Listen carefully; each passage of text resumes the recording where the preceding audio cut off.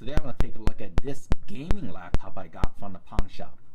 I got it for around $480, and I think it's a pretty good deal. They told me it's a cyber power PC. I don't think it is because I type in the model and type in the BIOS, and nothing close even came up.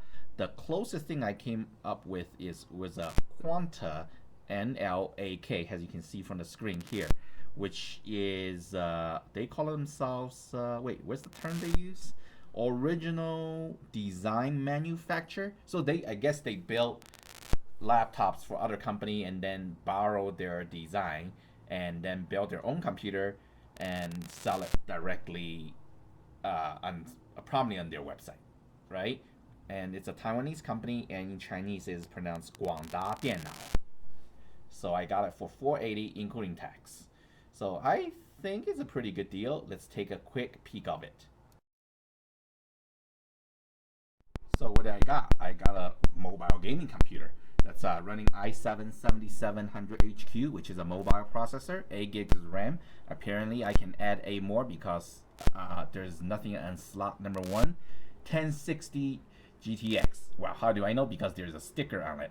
Well, not a real sticker, but a piece of tape that's on the computer you will see later that says GTX 1060.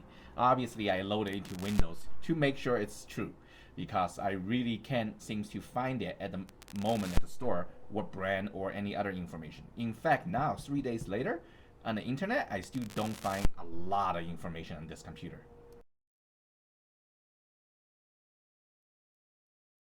Here are just some photos of the computer itself. The keyboard is illuminated. It's a light blue hue, I would say.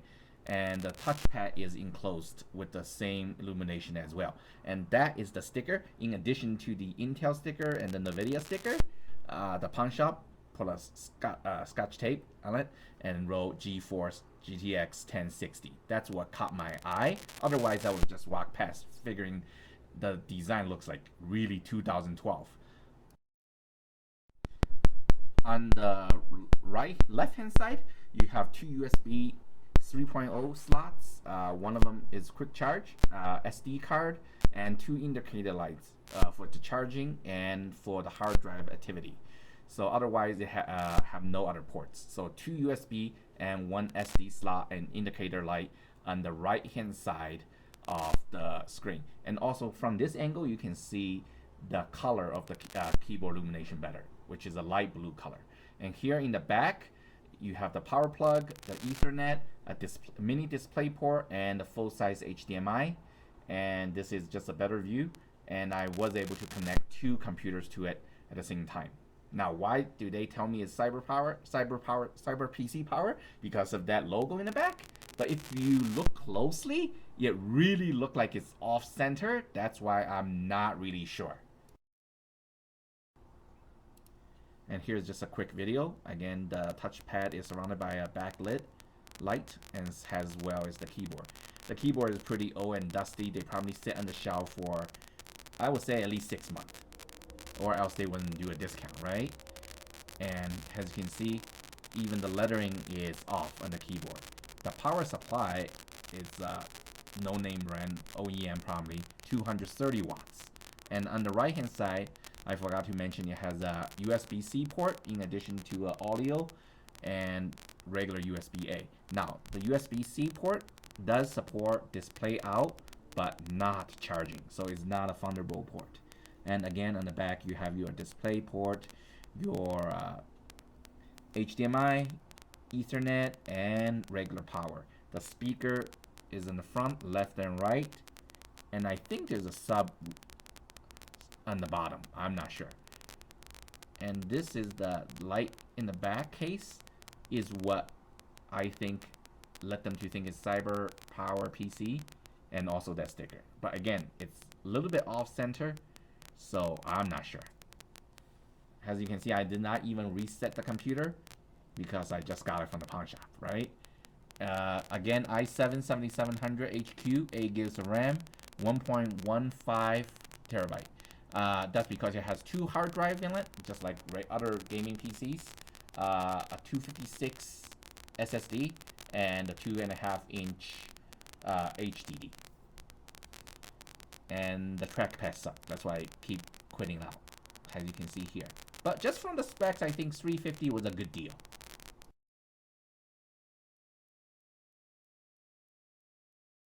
Here, I just popped the case open.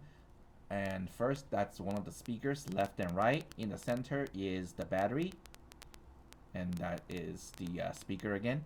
And next, in the middle is the M.2 hard drive. Next to it is the fan and the 2 memory slots. Only one of the memory slots was taken by an 8 gig RAM. As you can see, the fan has been really well used. A lot of cat hair residue in there that I need to clean out. Oh, here you can see a lot more cat hair, but I don't think I need to take the whole heat pipes out to clean it because I don't have any paste to remount it. And here, once you take the battery out with these pins, it's like there's no pin hookup. It's just you drop it. You have to do it carefully, and the battery pins will connect to the connector. And underneath the middle part of the battery, which is hollow, you find the 2.5-inch hard drive, which you can change as well. And on the other side of the hard drive is a touchpad. But this computer comes with a 256 gigabyte of SSD and 1 terabyte of HDD, so it should be okay. I'm probably gonna put 1 or 2 games on it at max.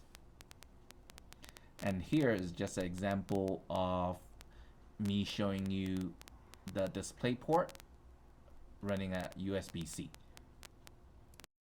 And here's just a larger view showing you that the USB-C port does support DisplayPort.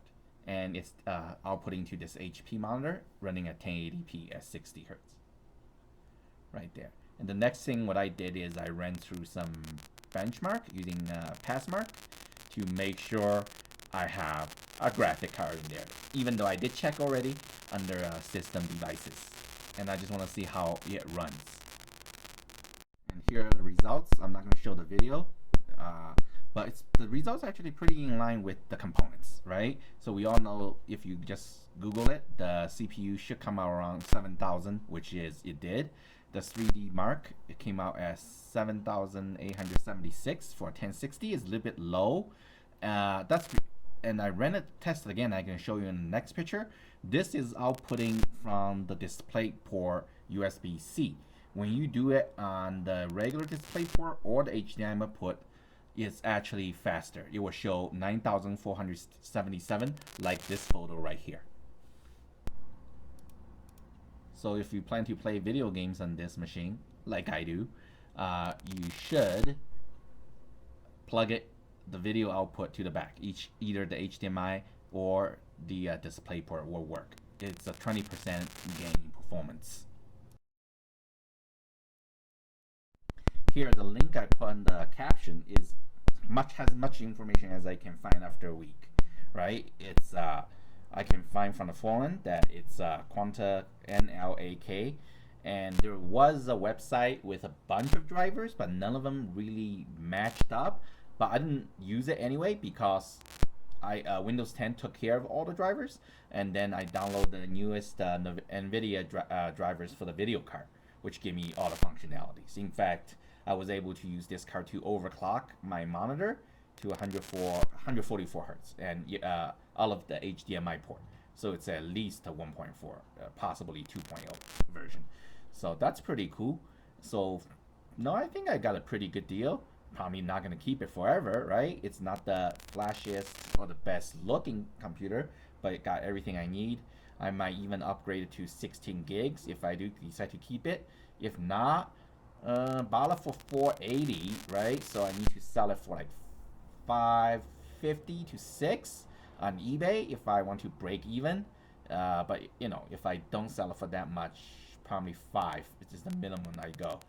You know, after all, you get to play with it for like 3 months to 6 months, make a video, make some goofy comments, and then have experience with a off-brand laptop, which I will use instead of my gaming desktop, which also instead of my Dell G3 gaming laptop for a while. You know, I always change it around.